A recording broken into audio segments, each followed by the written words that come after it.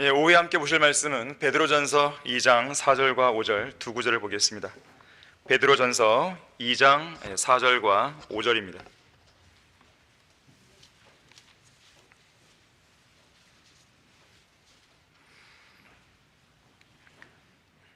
자, 2장 4절과 5절 보시면 사람들로부터는 정령 버림받았으나 하나님께는 택하심을 받은 귀중한 산 돌이신 그분께 나아와서 너희도 산 돌들로서 영적인 집으로 지어지고 예수 그리스도로 인하여 하나님께서 기뻐하실 영적인 제물들을 드리는 거룩한 제사장이 되느니라. 자, 말씀을 위해 다 같이 기도하겠습니다. 감사하신 아버지 하나님, 오전 예배에 이어 이 오후 예배에도 아주 완벽하고 아름다운 예배 분위기를 조성시켜 주셔서 감사드립니다. 우리는 영과 진리로 경배를 드리는 참된 경배자가 되어야 됩니다. 참된 예배자가 되어야 됩니다. 주님께서 이 시간 저희들의 마음에 충만히 거해 주시고, 그리고 그 충만한 마음 가운데 주님을 드높이고 또 주님의 말씀을 듣고 또 그 안에서 헌신하고 이 모든 일들이 유기적으로 이루어질 수 있도록 도와주십시오. 우리의 전생애를 주님께 드리길 원합니다. 우리의 남은 생애가 주님을 기쁘시게 드리는 그런 생애가 되길 원합니다.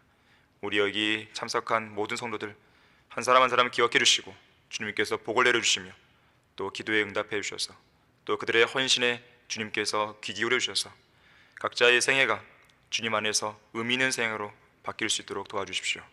이 시간 모든 마귀의 공격으로부터 보호해 주십시오. 주 예수 그리스도 이름으로 기도했습니다. 아멘. 오늘 설교 제목은 나는 거룩한 제사장이다. 나는 거룩한 제사장이다. 이 제목으로 설교하겠습니다. 자, 오늘날 우리는 진정한 경배와 참된 예배를 찾아보기 어려운 시대에 살고 있습니다. 예배가 의무감으로 참석하고 시간만 때우다가 가는 종교적이고 형식적인 의식으로 전락해 버린 것이죠. 또는 현란한 조명 아래에서 전자악기와 드럼 등의 밴드를 구성해서 세상 유행가에서나 들어볼 수 있는 그런 리듬에 맞춰 CCM이나 복음성가를 연주하고 여성 백댄서들이 이곳 무대 위에 일렬로 서서 배와 허리를 드러내고 비틀며 벨리 댄스를 춤추고 소리를 지르며 뛰노는 그런 오락물이나 콘서트 공연으로 변질되어 버린 것이죠. 예배가 아닙니다.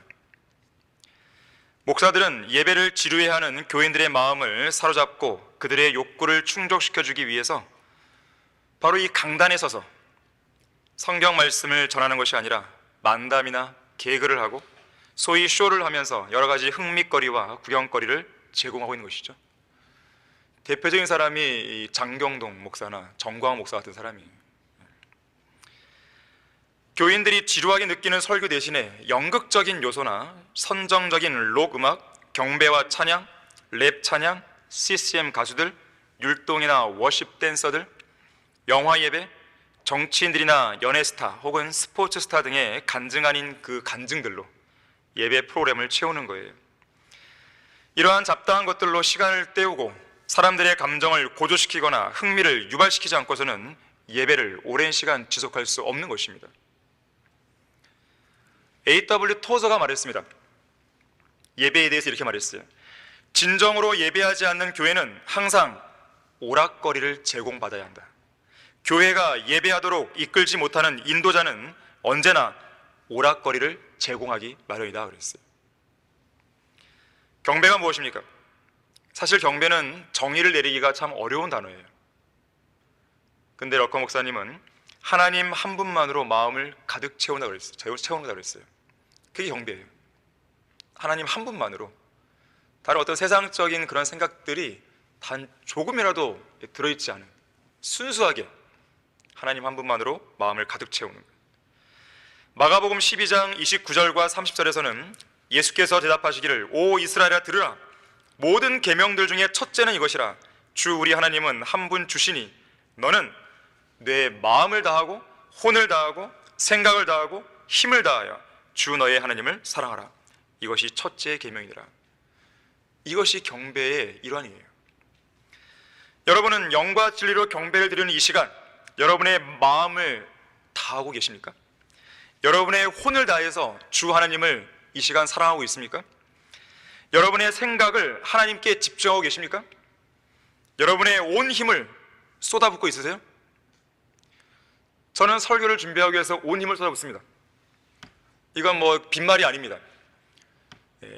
이성호 목사님께 배운 게 그것이었기 때문에 그래요. 이성호 목사님도 설교를 2번 하시고 나면요, 정말 땀을 흠뻑 젖으셨어요. 원래 좀 땀이 많이 신 편이기도 하셨지만 그거 이상으로 땀이 흘리는 거예요. 모든 걸 다 쏟고 내려오는 것입니다. 여러분은 어떠십니까? 여러분은 온 힘을 다해서 지금 예배를 드리고 계세요? 모든 생각을 하나님 한 분께 집중하고 있는지를 묻는 것입니다. 경배는 예수 그리스도의 피를 통해서 믿음의 온전한 확신 가운데 하나님께 나아가서 진실한 마음으로 경의와 존경을 표하고 하나님을 합당하게 높이고 모든 권세와 부귀와 지혜와 힘과 존귀와 영광과 찬양을 돌리는 것이죠, 하나님께. 예배는 무엇입니까? 예배는 몸을 드리는 것이에요. 로마서 12장 1절에서는 너희 몸을 하나님께서 기뻐하시는 거룩한 산 제물로 드리라. 이것이 너희가 드릴 합당한 예배니라. 예배는 구원받은 성도가 자신의 몸을 하나님께서 기뻐하시는 거룩한 산 제물로 드리는 행위입니다. 여러분들이 이 예배로 모이기 위해서는 기본적으로 몸을 끌고 나와야 되죠. 집에서는 어떻게 예배를 드릴 수 없잖아요. 몸을 내가 끌고 나온 거예요. 몸을 드린 겁니다, 일종의. 그래서 우리가 예배로 모일 때는 자신을 거룩한 산 제물로 하나님께 드리는 헌신의 자세로 모일 수 있어야 돼요. 그래서 이 예배를 계기로 죄로부터 온전히 성별하고 자기 자신을 점도 없고 흠도 없이 드려지는 그런 제물이 될 수 있도록 노력해야 되는 것이에요. 원래는 예배 전에 예수 그리스도의 피를 통해 그렇게 준비를 해야 됩니다. 하지만 준비를 못했다면 이 예배에 나와서도요, 끊임없이 예수 그리스도의 피를 주장하는 가운데에 마지막 설교 끝나고 헌신할 때 그 순간에라도요, 다시 그 거룩함을 회복해야 되는 거예요. 예배는 성도의 신앙의 기초예요. 신앙의 핵심입니다. 예배에 신실하지 못하면 전반적인 신앙생활이 온전히 될 수 없습니다. 그래서 우리는 일주일의 첫 시작을 예배를 통해 시작하는 것이에요. 예배에 실패하면 그 한 주를 실패할 가능성이 높아지는 거예요. 예배는 거듭난 그리스도인이 성도로서 행해야 할 마땅한 의무이지 선택의 문제가 아닙니다. 오늘날 교회들은 바쁜 현대인들의 그 스케줄에 맞춰서 새벽부터 저녁까지 1부, 2부, 3부, 4부, 5부, 심지어 어떤 경우는 9부까지 있어요. 그런 예배 시간을 다양하게 편성해 놓고 교인들로 하여금 각자 편의에 맞게 자기가 참석할 수 있는 시간대에 참석해서 예배 시간을 선택하게 만드는 거예요.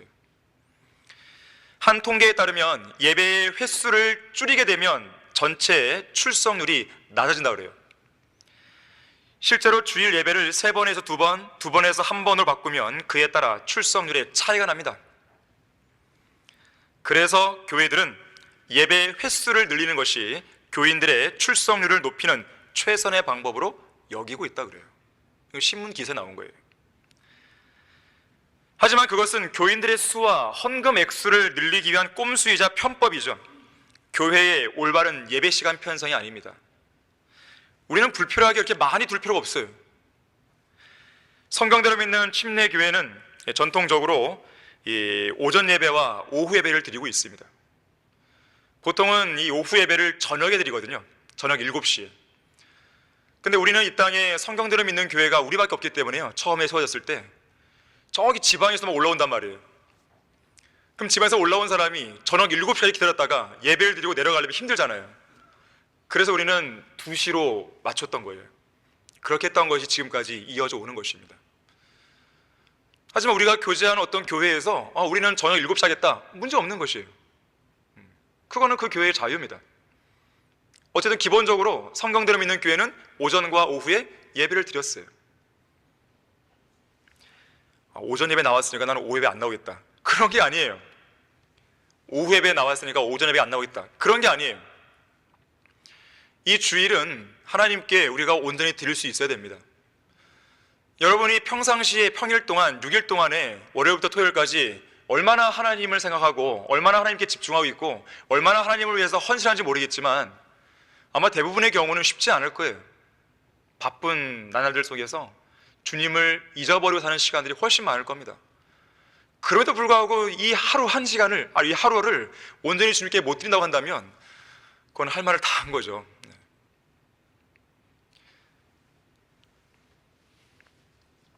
성경대로 믿는 그리스도인들은요, 예배를 소중하게 여깁니다. 단 한순간도 예배를 소홀히 하지 않습니다. 이 자리에 몸만 앉아있는 채로 마음과 생각이 세상을 배회하고 있지 않습니다. 심지어 예배 시간에 잠을 자거나 조는 것을 사치로 여기는 것이에요. 한 번은 요한 웨슬리가 이 설교를 하고 있는데 자고 있었나 봐요. 몇몇 성도들이 입을 탁 벌리고. 그래서 아주 큰 소리로 불이야! 그랬더니 막 깜짝 놀라서 사람들이 일어났다는 그런 일화가 있습니다. 저는 여러분들이 너무나도 예배를 잘 드리고 있기 때문에 저는 불이야 그런 말 안 합니다. 자, 오직 하나님을 만나고 주님을 온전히 찬양하며 섬기는데 온 마음과 온 생각을 집중해. 예배 시간만이라도 그렇게 해야 되는 것이죠.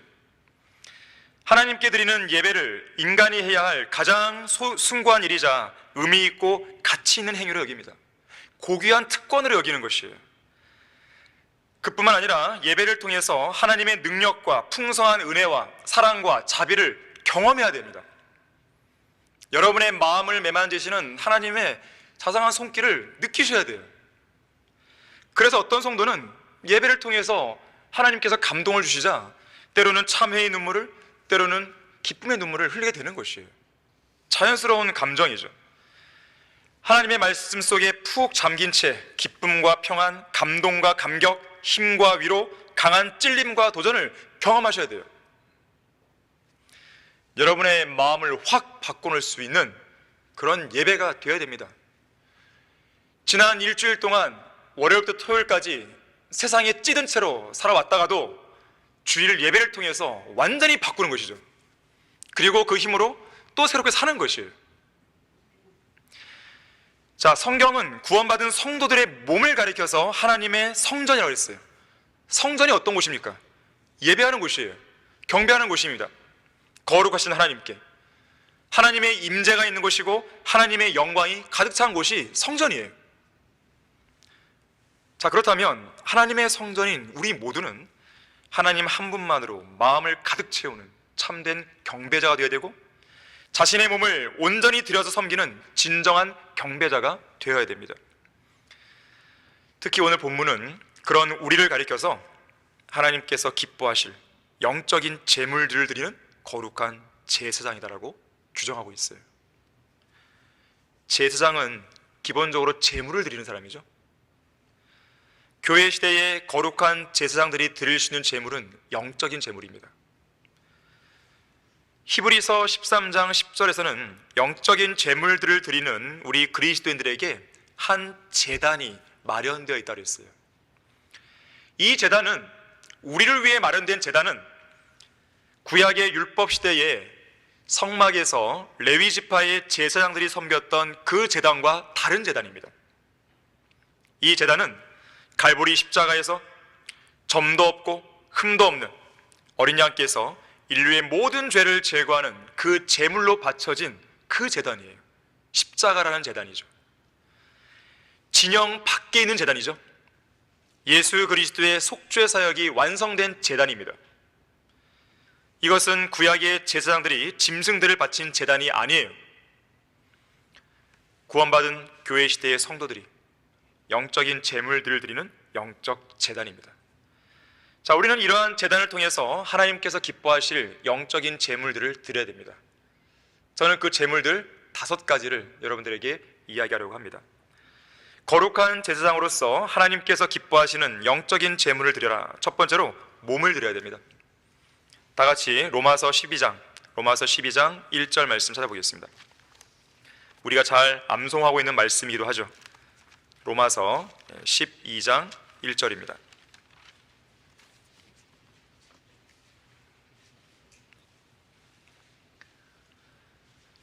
그러므로 형제들아, 내가 하나님의 모든 자비하심으로 너에게 권고하노니 너희 몸을 하나님께서 기뻐하시는 거룩한 산 제물로 드리라.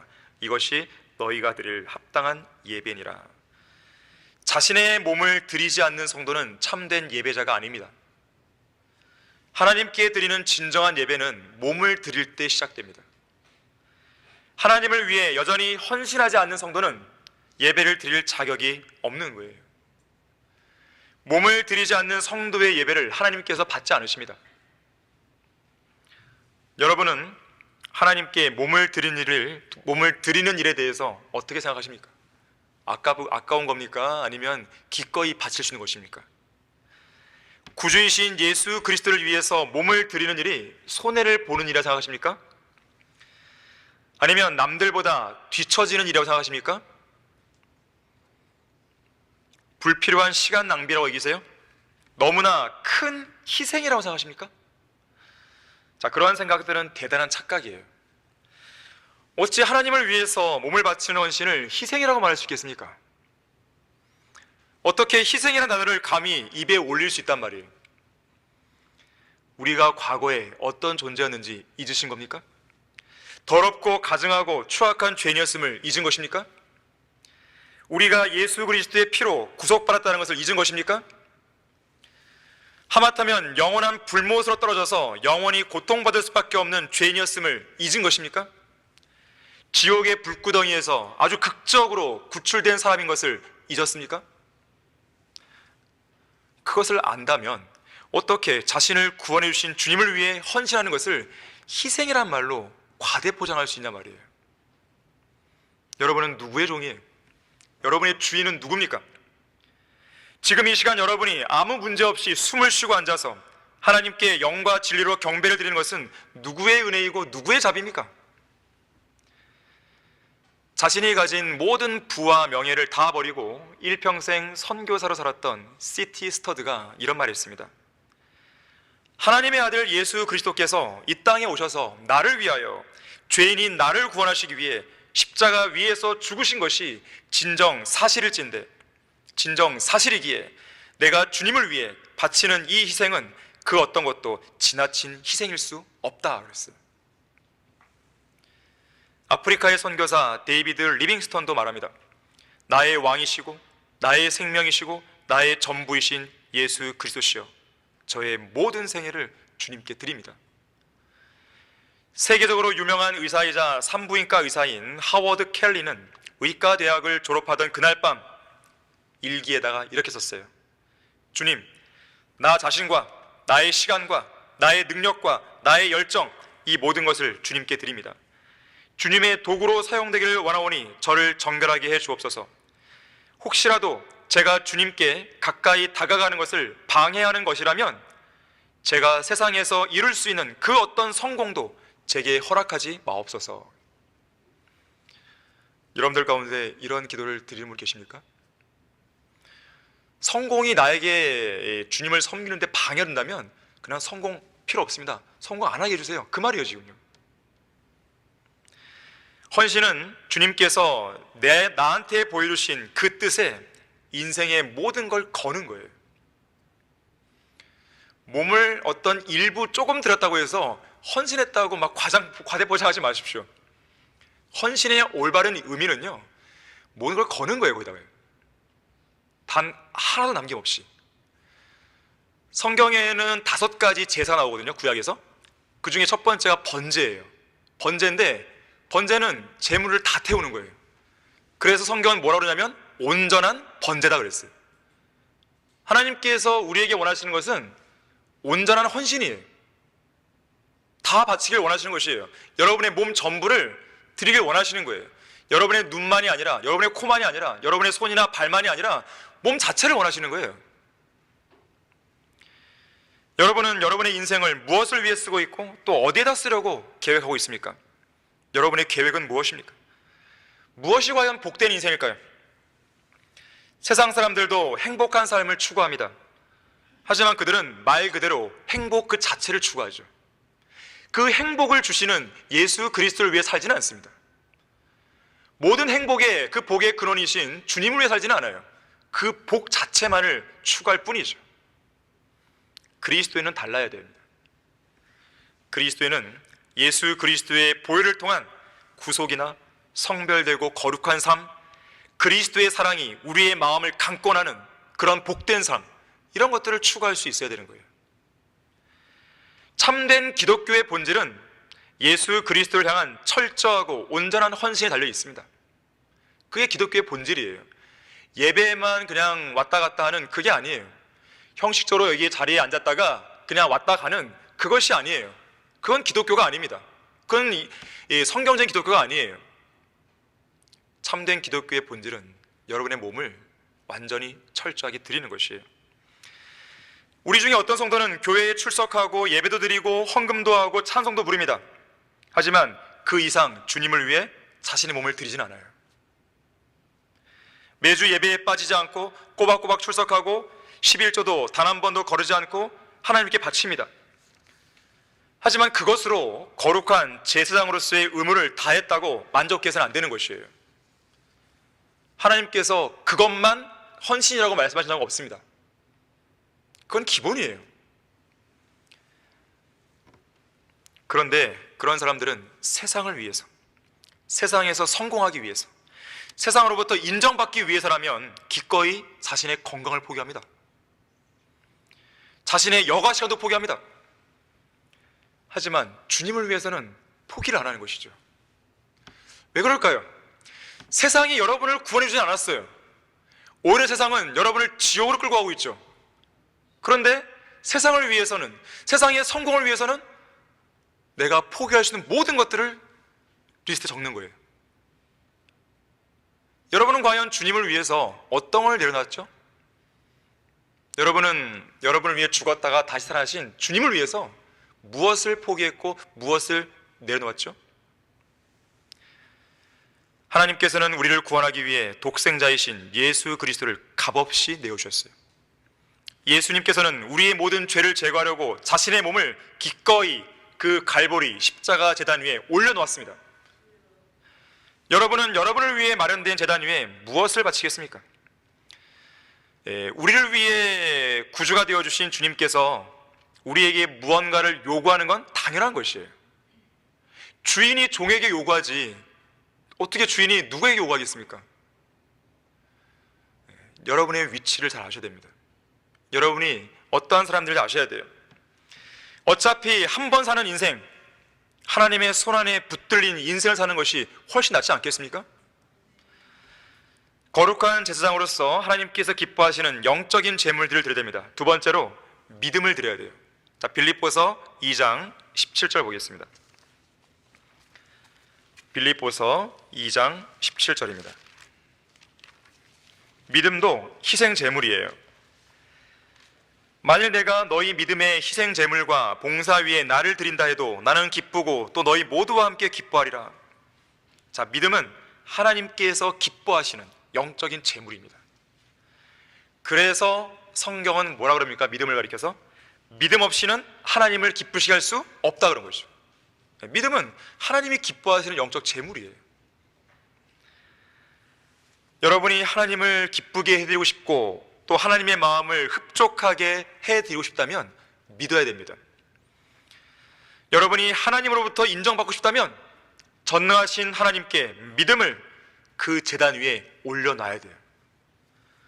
무슨 일을 하든지 믿음으로 하십시오. 성경은 믿음으로 하지 않는 모든 것이 죄라고 그랬어요. 죄는 하나님을 불쾌하게 만듭니다. 믿지 않는 것, 의심하는 것, 하나님을 불쾌하게 만드는 것이에요. 기분을 언짢게 만드는 것이죠. 믿음은 그리스도인의 삶에서 결코 없어서는 안 될 절대적인 요소입니다. 그리스도인의 삶은 믿음으로 시작해서 믿음으로 끝나는 거예요. 의인은 믿음으로 말미암아 살리라. 믿음으로 구원받은 의인은 믿음으로 말미암아 살아나가야 됩니다. 우리는 믿음으로 구원받았어요. 믿음으로 죄를 용서받았습니다. 믿음으로 하나님의 자녀가 되었어요. 믿음으로 의롭게 되었죠. 믿음으로 거룩하게 되었죠. 성도가 되었죠. 정결한 삶을 영위할 수 있게 되었죠. 우리는 믿음으로 말미암아 하나님의 보호를 받고 있죠. 믿음을 통해서 매일 매순간 하나님의 은혜의 보좌로 나아가고 있죠. 믿음으로 마귀를 대적하죠. 믿음으로 세상을 이기죠. 믿음으로 염려와 근심을 몰아내죠. 믿음 안에서 기쁨과 평안과 확신을 갖죠. 믿음 안에서 쉼을 얻고 안식을 얻고 믿음으로 모든 고난과 어려움을 극복해내죠. 믿음이에요. 믿음 안에서 살고 믿음 안에서 죽는 것이 우리의 인생입니다. 베드로전서 1장 8절 9절은 믿음에 대해서 아주 잘 얘기하는 장이에요. 너희가 그를 보지 못하였으나 사랑하며 지금도 그를 보지 못하나 믿고 있으며 또 말할 수 없이 영광으로 가득 찬 기쁨으로 즐거워하니 이는 너희 믿음의 결과 곧 너희 혼들의 구원을 받음이니라.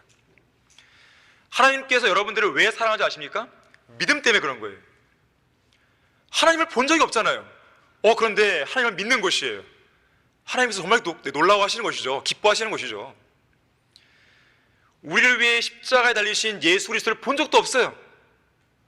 그저 우리는 말씀을 통해서만 믿을 뿐이죠. 이러한 믿음을 과연 어디에서 찾아볼 수 있냐 이거예요. 그래서 하나님께서 여러분들을 사랑하시는 겁니다. 기뻐하시는 것이에요. 이런 믿음을 찾아볼 수 없기 때문에 그래요. 그뿐만이 아니죠. 우리는 구원만 가지고 얘기하는 게 아니잖아요. 우리가 가지고 있는 소망을 생각해 보세요. 우리는 앞으로 다가올 일들을 본 적도 없고 경험한 적도 없어요. 하지만 휴거도 믿죠. 새 예루살렘도 믿죠. 상급과 유업도 믿죠. 천년왕국도 믿죠. 믿음이에요, 믿음. 그 믿음이 하나님을 기쁘시게 되는 겁니다. 말할 수 없이 영광으로 가득 찬 그 기쁨으로 우리는 즐거워하기까지 해요. 예수님께서 다시 오신다는 강한 확신과 즐거움 가운데서 소망하고 기뻐하며 인내하고 있습니다. 어떻게 이런 일이 가능한 것인가? 세상 사람들은 그런 우리를 손가락질하면서 미쳤다고 할 것이죠. 넌 왜 웃는 거야 도대체? 초가삼간에 살고 있는데 도대체 왜 웃는 거야? 뭐가 그렇게 즐거운데? 과연 너 안에 있는 소망에 관한 이유가 뭐야? 너 안에는 무슨 소망이 있기에 그렇게 기쁜 거야? 그렇게 즐거운 거야? 돈이 없어도, 집이 없어도. 듣고 싶어? 그러면 얘기해 주는 것이에요. 이제 얘기해 주셔야 돼요. 그 준비가 되어 있어야 됩니다. 알아야 준비가 말할 수 있죠. 누군가 여러분에게 물어볼 때 대답할 수 있어야죠. 그래서 성경을 공부하는 거예요. 특히나 우리가 믿는 믿음은요, 그냥 뜬구름 잡는 게 아닙니다. 왜 그러냐면 우리가 믿는 것은 말씀의 근거이기 때문에 그래요. 절대적인 진리입니다. 변함없는, 그 누구도 취소하거나 번복할 수 없는 그 진리가 여기 써 있는 거예요. 우리는 이것대로 믿는 거예요. 믿음은 우리의 불신과 의심을 죽여야 드릴 수 있는 재물입니다. 우리의 근심과 염려를 죽여야 바칠 수 있는 재물이에요. 눈에 보이는 것만 의존하는 삶을 죽여야 드릴 수 있는 재물이 믿음이에요. 믿음은 보이지 않는 것들을 보는 것이기 때문에 그런 것입니다. 우리 다 같이 히브리서 11장 찾아보겠습니다. 베드로전서 1장 8절 9절과 더불어서 히브리서 11장 1절부터 3절은 믿음에 대해서 아주 정확한 정의를 내려주고 있습니다. 1절에서 이제 믿음은 바라는 것들에 대한 실상이요 보이지 않는 것들에 대한 증거니 원로들이 그것으로서 좋은 평판을 얻었느니라. 믿음으로 우리는 세상들이 하나님의 말씀으로 지어진 것을 깨닫나니 보이는 것들은 나타나는 것들로 된 것이 아니니라. 자, 믿음의 정의예요. 바라는 것들에 대한 실상입니다. 내가 지금 바라고 있는 것을 본 적이 없어요. 그런데 눈에 보이는 실상처럼 가져올 수 있는 것이죠. 무엇이? 믿음이 그런 거예요. 보이지 않는 것들에 대한 증거예요. 그래서 우리는 하나님께서 온 우주를 창조했다고 믿는 거예요. 우리는 하나님이 창조하실 때 그 자리에 없었어요. 또 하나님께서 우리에게 그거를 녹화한 다음에 우리에게 보여준 적도 없습니다. 녹화한 적도 없어요. 우리는 믿는 거예요, 그냥. 그런데 여기 보시면 2절에서 믿음으로 좋은 평판을 얻었다고 했습니다. 영어로 굿 리포트예요. 리포트. 일종의 좋은 보고서입니다. 여러분은 구원받은 이후로 일종의 보고서를 지금 쓰고 있어요. 믿음에 관한 보고서예요. 장차 이 보고서를 그리스도 심판석에서 제출해야 됩니다. 그리고 그걸 가지고 주님은 여러분을 평가하실 것이에요. 너의 믿음을 한번 보자. A 플러스 나와야 되죠. A 플러스. 최소한 A 이상은 나와야겠죠. F가 나와서 안 됩니다. 성경대로 믿는 교회 안에서는 F가 나오는 그런 성도가 있으면 안 돼요. 지금부터요, 보고서를 잘 써셔야 돼요. 하루하루 사실 때 내가 얼마나 주님을 내가 신뢰했는지, 믿었는지 그거를 하나하나씩 점검하고 확인해 보셔야 돼요. 우리의 이 자녀들이 학교에서 좋은 점수를 받아오면 부모들이 기뻐하잖아요. 별로 안 좋아하십니까? 자녀들도 어떻습니까? 좋은 점수를 받으면 보여주려고 하잖아요. 나쁜 점수는 좀 나중에 좀 미루려고 하고. 자, 사람의 일도 그러한데 우리의 아버지 하나님께서는 우리가 믿음에 관한 좋은 보고서를 제출할 때 무척 기뻐하시겠죠. 우리도 그런 것이 있으면 보여드리고 싶겠죠. 주님 봐주십시오. 정말 봐주십시오. 반면에 믿지 않는 자들을 이상하게 여기십니다. 하나님께서는 전능하신 하나님의 능력에 의존하지 않고 아무짝에도 쓸모없는 인간의 도움을 먼저 구하러 가는 성도들을 이상히 여기세요. 왜 그럴까? 도대체 왜 그럴까? 왜 전능하신 하나님이 여기 계신데 왜 너는 하나님께 신뢰하지 않고 사람의 도움부터 구하러 가는 거야?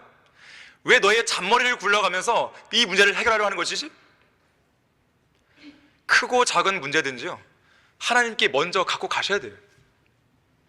그것이 주님을 신뢰하는 성도의 올바른 모습이죠. 예수님께서는 말씀하셨어요. 내가 믿을 수만 있다면 믿는 사람에게는 모든 것이 가능하니라.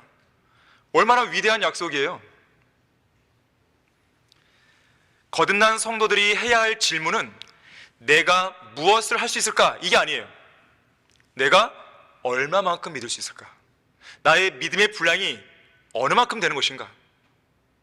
부족하다면 믿음을 늘리기 위해서 노력해야겠죠. 늘리려면 어떻게 됩니까? 말씀. 믿음은 들음에서 나오고 들음은 하나님의 말씀에 의존이라. 여러분의 믿음이 커지고 싶다면 말씀을 열심히 읽으세요. 있는 그대로 그냥 다 수용하세요. 그냥 진리라고 딱 수용하십시오. 그러면요, 그 순간부터 믿음이요 엄청나게 성장합니다. 아마 여기서 그런 경험들을 하신 분이 많을 거예요. 저는 실제로 그랬어요. 말씀을 많이 읽고 많이 공부했을 때요, 믿음이요 하루가 다르게 달라졌어요. 그걸 정말 피부로 느꼈어요. 그러한 성장이 눈에 띄게 보이는 것입니다. 스스로에게도 한번 해보십시오. 정말 그런지. 거룩한 제사장으로서 하나님께서 기뻐하시는 영적인 제물들을 드리라. 세 번째로 찬양과 감사와 선행을 제물로 드려야 됩니다. 세 가지를 한꺼번에 말씀드린 것이에요. 자, 히브리서 13장 15절 16절을 보겠습니다. 바로 여기에 세 가지 제물이 동시에 언급되고 있습니다. 히브리서 13장 15절과 16절입니다. 그러므로 우리가 그분을 통해서 찬양의 제물을 하나님께 계속해서 드리자. 이것이 그의 이름에 감사하는 우리 입술의 열매니라. 또한 선을 행함과 함께 나누는 것을 잊지 말자. 하나님께서는 그러한 제물들을 매우 기뻐하시느니라. 자, 세 가지예요. 우선 찬양의 제물이죠. 우리가 성도로 부름을 받은 궁극적인 목적은 하나님을 찬양하기 위해서입니다. 찬양은 하나님을 향해서 우리가 입술로 표현할 수 있는 최상의 표현이에요. 거듭난 성도들이 누릴 수 있는 최상의 특권입니다. 찬양을 많이 부르세요. 여러분이 평소에 혼자 있을 때나 또 어떤 모임에서나 또 지체들과 함께 모였을 때나 찬양을 계속 불러야 돼요. 항상 모임에는 찬양이 있어야 돼요. 요한 세바스찬 바흐는 예수 그리스도의 복음을 음악적으로 해석한 위대한 작곡가였습니다. 바흐가 말했습니다. 음악의 유일한 목적은 하나님의 영광을 위한 것이다. 음악이에요. 음악. 단순히 그냥 찬양이 아니에요. 음악이에요. 이 세상의 모든 음악들은 당연히 하나님의 영광을 위해 만들어져야 되는 것이에요. 하지만 사탄에 의해서 많이 왜곡되어 버렸죠. 스코틀랜드의 토마스 찰머스 목사는 이렇게 말했습니다. 영원한 생명을 위한 실질적인 준비는 하나님을 찬양하는 데서 큰 기쁨을 얻는 것이다 그랬어요. 왜 그러냐면 우리가 저 하늘나라 가게 되면 무슨 일을 하겠습니까? 뭐 공부를 할까요? 아니면 어떤 직장 다닐까요? 그렇지는 않을 거 아니겠어요? 주님을 섬길 거 아니겠습니까? 가장 주된 일은 하나님을 찬양하는 것이죠. 경배하는 것이죠. 예배하는 것이죠. 여러분들 지금 여기서 예행 연습하고 있는 거예요. 지금 일종의. 우리는 저 하늘나라에서 찬양을 할 것이에요. 찬양을 해도 지겹지가 않습니다. 찬양을 하고 또 찬양하고 또 찬양해도 너무나 가슴이 벅차서요, 뭐 주체할 수 없는 것이죠. 저 하늘에서 영원한 생명과 영원한 기쁨과 영원한 영광을 누리면서 우리의 구주시요 우리의 사랑하는 하나님을 영원히 마음껏 찬양하게 되는 것이죠. 왜 그러냐면 우리에게는 하나님을 영원히 찬양해야 될 수만 가지 이유들이 있기 때문에 그래요. 여기서 그 이유는 제가 말씀 안 드릴 거예요. 수만 가지이기 때문에. 여러분 스스로에게서 답을 찾아보세요. 여러분은 왜 하나님을 찬양합니까? 답을 해보셔야 돼요. 그 답이 여러분의 현재 믿음의 상태를 결정짓는 거예요. 여러분의 영적 상태가 어떤지를 보여주는 거예요. 아무리 생각해도 안 떠올라요. 그럼 여러분은 큰일 난 것입니다. 심각한 영적 병에 걸린 거예요. 막 나와야 돼요. 막 이것 때문에 이것 때문에 이것 때문에 이것 때문에 이렇게 나와야 되는 것이죠. 시편 95편 6절에서는요, 오라 우리가 경배하며 절하자, 우리가 우리를 만드신 주 앞에 무릎을 꿇자 그랬어요. 찬양은 거룩하신 하나님의 영예를 드높이는 행위입니다. 그 안에는 하나님을 향한 경배와 존경과 사랑이 담겨 있어요. 마틴 루터가요, 인간의 궁극적인 목적은 구원받는 것이 아니라 하나님을 찬송하는 거다 그랬어요. 구원은 시작이죠. 궁극적인 단계가 아니에요. 그건 시작이에요. 구원을 받고 난 이후에 하나님을 찬양하는 그 자리로 나아가게 되는 것이에요. 구원을 안 받았으면 찬양하는 자리로 나아갈 자격도 안 주어지죠. 구원은 시작이에요. 토마스 멘톤이라는 영국의 청교도 설교자는요, 자기 자신을 사랑하는 마음은 우리가 우리의 필요를 놓고 기도하도록 인도하지만, 그러니까 자기를 너무 사랑하는 사람은 기도만 하는 거예요. 주님께 이거 주세요, 저거 주세요. 그런데 하나님을 사랑하는 사람은요, 그 마음이 주님을 찬양하도록 자극합니다. 그래서 어떤 성도의 기도 내용을 보게 되면 이거 주세요라고 하는 것보다는 주님 이러이러해서 찬양합니다, 이러이러해서 제가 주님을 높입니다, 이런 내용들이 훨씬 많습니다. 어차피 여러분이 필요로 하는 것은 주님이 다 아시잖아요. 그렇잖아요. 그걸 안다면 오히려 주님을 찬양하는 데 있어서 더 우리는 기도의 내용을, 기도의 시간을 할애하면 더 현명하지 않을까요? 그러한 기도를 하나님께서 더 들어주지 않을까요? 거룩한 제사장들인 우리 그리스도인들은 항상 주님을 찬양하는 그 찬송 안에 머물러 있어야 됩니다. 찬송하는 여러분의 입술에서 쓸데없는 잡담이나 노랫말이 붙어있을 자리가 없어요. 그리스도인으로서 세상 노래를 부르고 있다는 것은요, 수치입니다. 그리스도인으로서 세상의 유행가나 흥얼거렸다는 것은 수치예요. 누가 그런 사람을 그리스도인이라고 할 수 있겠습니까? 하나님을 찬양하는 데 시간이 모자른데 아니 그걸 어떻게 흥얼거리고 있냐 이거예요. 제일 어리석은 사람인 것이죠. 부끄러움을 알아야 되는 것입니다. 찬양이 끝날 때 우리의 예배도 끝나버리는 것이에요. 모든 무겁고 어두운 마음을 걷어내고 찬양의 옷을 입은 상태에서 찬양의 제물을 지속적으로 하나님께 드려야 됩니다. 너희는 주를 찬양하라. 그 성소에서 하나님을 찬양하고 그의 권능의 창공에서 그를 찬양하라. 그의 능하신 행적들로 인하여 그를 찬양하며 그의 뛰어난 위대하심을 따라 그를 찬양하라. 호흡이 있는 모든 것들로 주를 찬양케 하라. 너희는 주를 찬양할지어다. 여러분 시편 145편에서 150편까지 이 장을 보시면 왜 우리가 찬양을 해야 되는지 20가지 아니 30가지 이상의 이유가 나옵니다. 여러분에게 팁을 하나 드린 겁니다.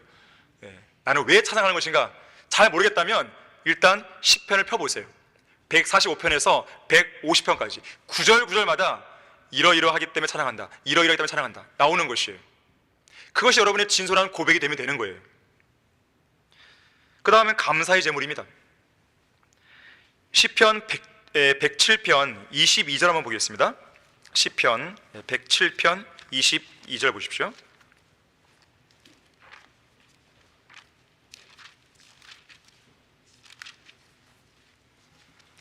여기 감사가 나오는데요, 좀 독특한 표현이 등장합니다.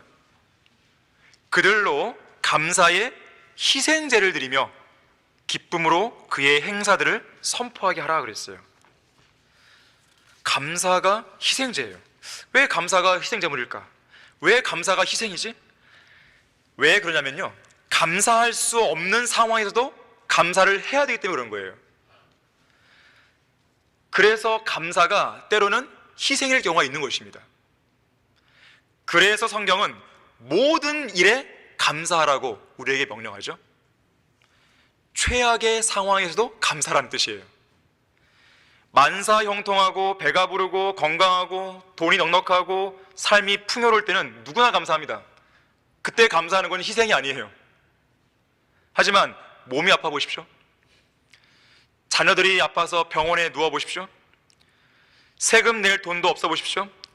자동차는 맨날 고장나서 수리비가 엄청 나오고, 병원에서는 암 진단을 받고, 밥상에는 김치 반찬 하나밖에 없을 때, 자, 그래도 감사 나올 수 있습니까? 성경은 그때야말로 감사 드려야 할 때라고 말하는 거예요. 그래서 감사의 희생제를 드려라라고 우리에게 권면하는 것입니다. 독일 출신의 한 성도가 이 혓바닥이죠, 혀에 암이 생겼습니다. 그래서 혀를 절단하는 수술을 받아야 했어요. 이제 수술에 앞서서 마취 주사를 놓기 위해서 의사가 주사기를 손에 들었습니다. 그리고 잠시 머뭇거리더니 이 성도에게 말했어요. 마지막으로 남길 말은 없습니까? 이제 혀를 절단하고 나면 더 이상 말을 할 수 없을 겁니다. 지금 하는 말이 당신이 이 땅에서 하게 될 마지막 말이 될 것입니다. 의사를 비롯해서 그 성도를 지켜보고 있던 사람들의 표정과 분위기가 매우 심각해졌어요. 무거운 침묵이 흘렀습니다.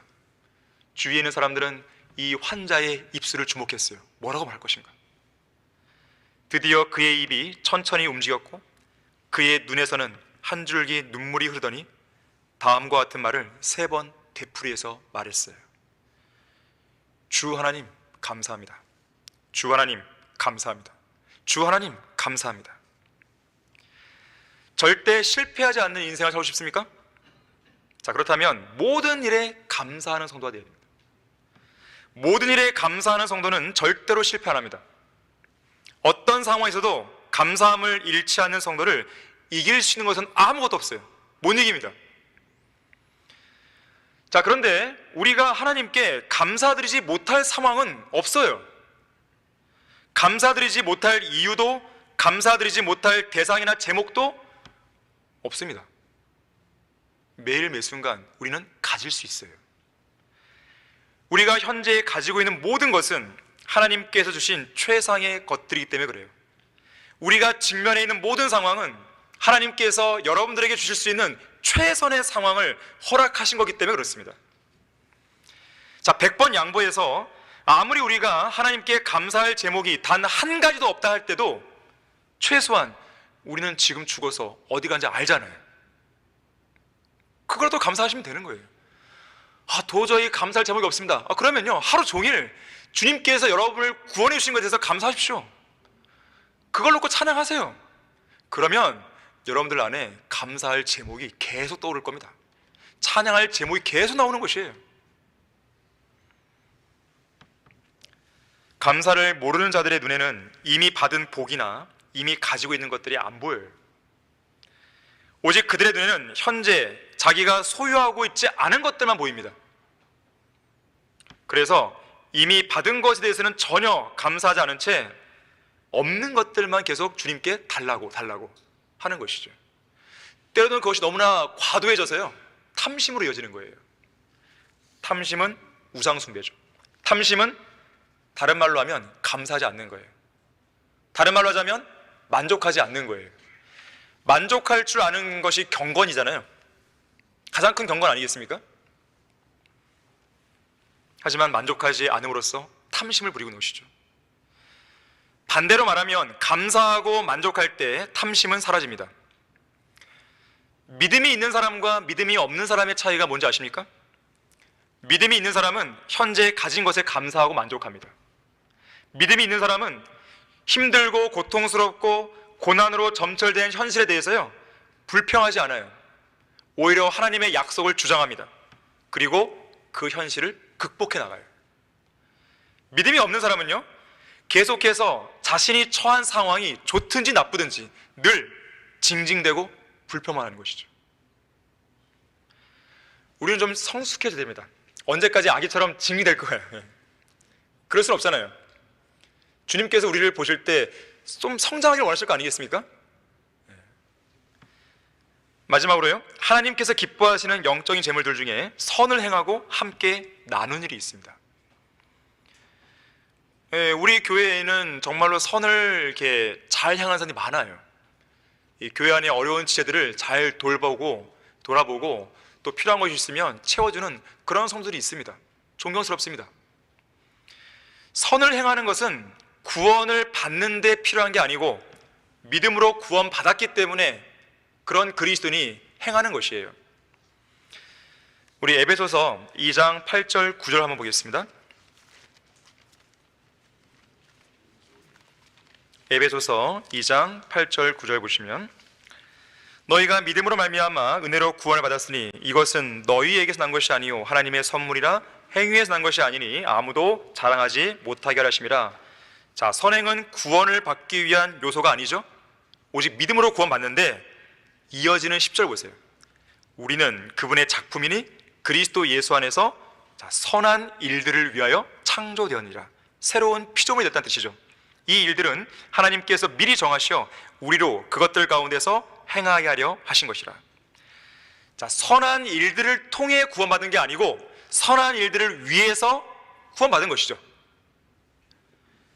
하나님께서 우리를 그리스도 예수 안에서 구원하시어 새롭게 창조하신 목적이 바로 여기에 있습니다.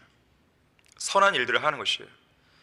그리스도인의 선행은 하나님께서 우리를 구원하신 목적에 합당한 일을 하는 것이에요. 선한 일의 가장 기본은 복음을 전파하는 것입니다. 복음을 전파하는 가운데 물질적이든 정신적이든 여러 가지 측면에서 누군가를 돕는 거예요. 실제로 그렇게 하면 하나님께서 주시는 상과 유업이 있습니다. 자, 하나님께서는 반드시 그 구원받은 그리스도인의 선행을 기억하십니다. 기억하셔서 이 지상에서 갚아주실 수도 있고, 그것이 아니라면 그리스도의 심판서에서 반드시 갚아주시는 것이에요. 하나님께서는 성도들의 그 선행을 결코 잊으시는 분이 아니에요. 제가 두 사람만 소개하겠습니다. 중국 선교사 허드슨 테일러가 가난한 집을 방문했습니다. 그때 그의 수중에는 자기가 내일 먹을 음식값인 2실링 6펜스가 수중에 있었어요. 이걸 쓰면 안 돼요. 내일 밥값이기 때문에. 그런데 그가 찾아간 집에는 갓난 아기를 안고 있는 여인이 병에 걸려 누워 있었습니다. 허드슨 테일러는 속으로 생각했어요. 나에게 1실링만 더 있었다면 내가 이 사람에게 줄 텐데. 그 생각을 하면서요, 이 아기 엄마에게 말했어요. 자매님, 낙심하지 마십시오. 저 하늘에는 자비로우시고 사랑이 많으신 아버지 하나님께서 계십니다 라고 위로했다 그래요. 근데 그 순간 그의 마음속에서요, 이러한 음성이 들려오는 듯 했습니다. 너 위선자여, 이 여인에게 사랑과 자비가 많으신 하나님을 운운하면서 어찌 너 주머니에 돈을 움켜쥐고 있는 것이냐? 양심의 가책을 받은 허드슨 테일러는 자기가 갖고 있는 돈 전부를 그 자매에게 줬어요. 그리고 한결 가벼운 마음으로 집으로 돌아옵니다. 다음날 아침 그는 돈이 없죠. 오늘은 일단 굶어야겠구나, 이 생각을 하면서 하루를 시작합니다. 그러면서 그날 아침에 말씀을 묵상하다가요, 잠언 19장 17절에 머물게 됩니다. 가난한 자를 불쌍히 여기는 자는 주께 빌려드리는 것이니 그가 베푼 것을 주께서 그에게 다시 갚아주시라. 이 말씀을 곰곰이 묵상했어요. 그런데 놀랍게도요, 얼마 지나지 않았어요. 10실링, 아까 2실링 6펜스 그랬는데 10실링짜리 금화 하나가 허리슨 테일러에게 우편으로 도착을 했습니다. 그가 묵상했던 말씀이 그대로 이루어진 것이죠. 또 한 사람은 빌리 브레이예요. 이 빌리 브레이는 한 번은 자기 딸이 병들어 죽게 되었습니다. 수중에 있는 돈을 다 털어서 마련한 18펜스를 들고 딸을 업고 의사를 찾으러 갔습니다. 의사를 찾아가는 길에 자기보다 더 안타까운 처지에 놓인 불쌍한 사람을 보게 됩니다. 그리고 그에게 자신이 갖고 있는 18펜스를 줘버렸어요. 쉽지 않은 일이죠. 쉽지 않은 일이죠. 결국 한 푼의 돈도 없이 의사에게 갈 수 없다는 사실을 알았던 빌리 브레이는 조용한 곳으로 가서 하나님께 딸을 안고 기도하게 됩니다. 주님, 지금 제 딸이 죽어가고 있습니다. 저는 이대로 딸의 시체를 안고 집에 들어가 내 아내를 볼 면목이 없습니다. 하지만 저는 주님께서 지금 우리를 굽어보고 계시며 지금 제 딸을 살려주시려는 것을 의심치 않습니다. 주님만 믿고 저의 딸을 데리고 여기서 일어나 걸어가려고 합니다. 그리고 모든 사람들에게 주님의 영광을 증거하겠습니다. 주님 영광 받으십시오. 아멘. 그러고는 딸에게 말했습니다.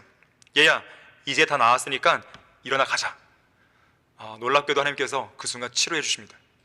그리고 데리고 간 것이에요. 근데 함부로 여러분 따라하시면 안 됩니다. 빌리 브레이는 그만큼요 하나님과 가까이 있는 것이에요. 지금요 자칫 여러분들이 은사주의에 빠져버려 갖고요 이걸 흉내낸다고 그러시면 안 돼요.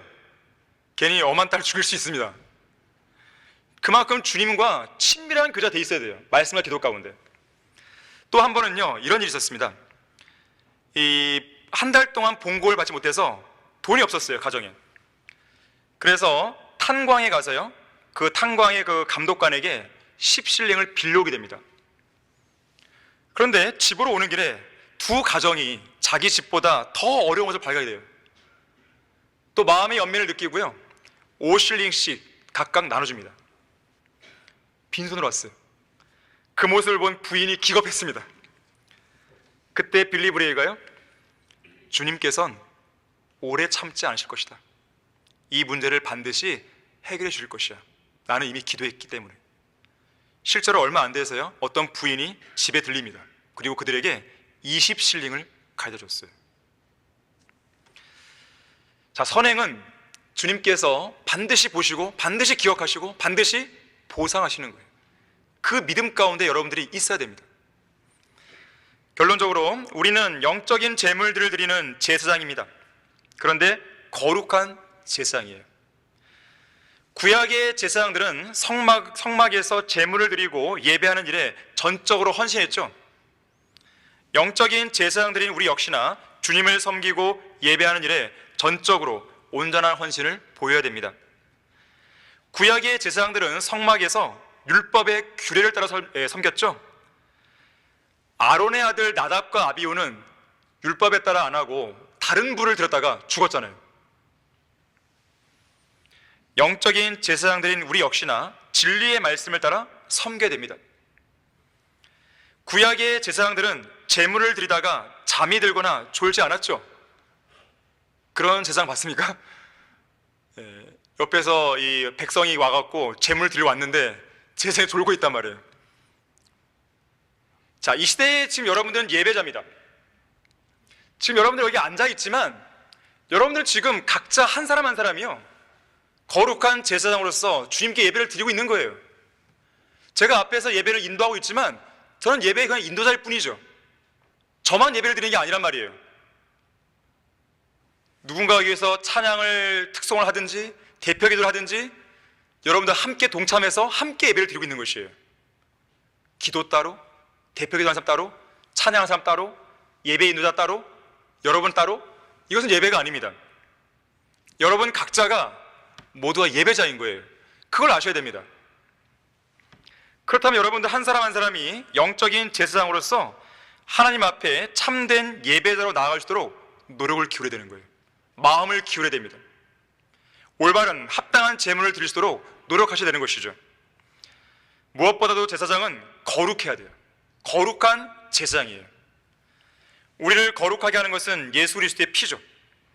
예수 그리스도의 피만이 우리를 거룩하신 하나님의 보좌 앞으로 이끌어갈 수 있죠. 예수 그리스도의 피만이 우리가 하나님 앞에 담대하게 나아갈 수 있는 기반이죠. 영적 전쟁에서 용기 있게 싸워 이길 수 있는 초석이죠. 하나님의 사역을 담대하게 섬길 수 있는, 자신감 있게 섬길 수 있는 그 근간이 됩니다. 어떤 경우라도 이 고귀한 피에 여러분 자신의 인간적인 의나 종교적인 행위나 종교적인 자부심을 섞으면 안 됩니다. 예수 그리스도의 피에 온전한 능력이 힘입어서 거룩한 제사장으로서 주님께 나아갈 수 있어야 되는 것이죠. 예수 그리스도의 피로 이룩된 것은 하나님의 은혜예요. 그래서 구원받은 성도의 삶은 하나님의 은혜를 빼놓고 설명할 수 없습니다. 그러한 은혜를 안다면 우리는 하나님께서 기뻐하시는 영적인 제물들을 드려야 돼요. 찬양, 감사, 믿음, 우리의 몸, 선을 행함, 함께 나눔, 이런 모든 영적 제물들을 항상, 자주, 올바른 동기로, 기꺼이, 그리고 전적으로 그렇게 드리는 참된 예배자요 영적 제사장들이 되어야 되는 것이에요. 다 같이 기도하겠습니다. 감사하신 아버지 하나님, 오늘 오전과 오후까지 좋은 예배를 드리게 해주시고 또 하나님의 영적 그 말씀을 통해서 다시 한번 도전을 주셔서 감사를 드립니다. 오늘 들은 두 번의 설교는 우리의 생애에 있어서 실제적인 것이고 아주 중요한 부분들입니다. 다시 한번 우리 성도들이 오늘 들은 말씀들을 다시 한번 곱씹어보게 해주시고 또 묵상하고 자신에게 적용하는 가운데 한층 더 성숙한 그리스도인으로 변모될 수 있도록 인도해 주십시오. 주 예수 그리스도 이름으로 기도했습니다.